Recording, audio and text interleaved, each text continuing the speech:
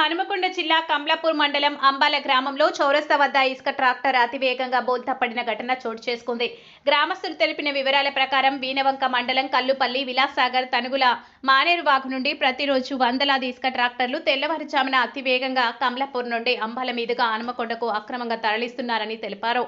నేడు ఉదయం పోలీసు వారు ఇసుక ట్రాక్టర్లను పట్టుకుంటుండగా 4 ట్రాక్టర్లు ఇసుక లోడుతో దొరికిపోవడంతో మిగిలిన డ్రైవర్లు అతివేగంగా వచ్చి అంబాల వద్ద ఒక ట్రాక్టర్ బోల్తా పడిందని అన్నారు. ఇసుక ట్రాక్టర్ల అతివేగం వలన ప్రమాదాలు చోటు చేసుకునే అవకాశాలున్నాయని చెప్పారు.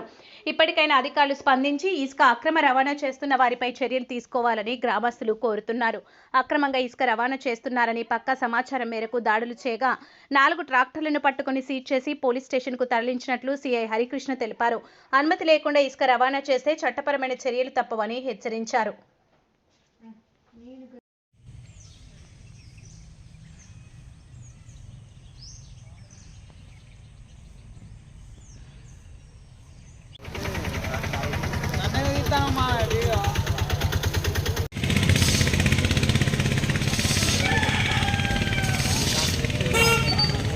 నా పేరు జనగాని రాజేంద్ర అండి. మాది శ్రీరాములపల్లె వాస్తవం. నేను ఈ ఇసుక దందా మాఫియా అనేది చాలా భయంకరంగా జరుగుతున్నది.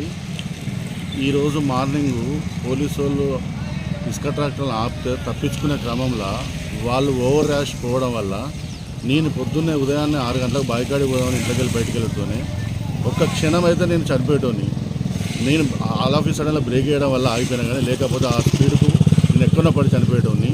ఇంకో ట్రాక్టర్ అంబాల విలేజ్లో కూడా తెనుగోళ్ళకి యాక్సిడెంట్ అవునట్టు కొంచెం అయితే.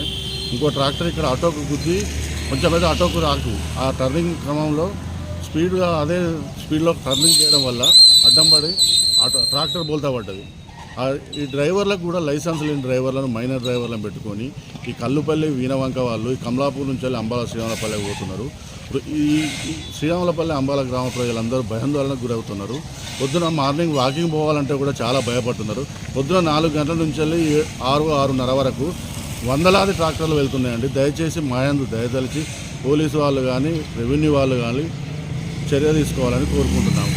ఈ క్రమంలో మేము 2 గ్రామాలు కలిసి అవసరమైతే కలెక్టర్ వరకు కూడా ఫిర్యాదు చేయడానికి వెళ్తాము.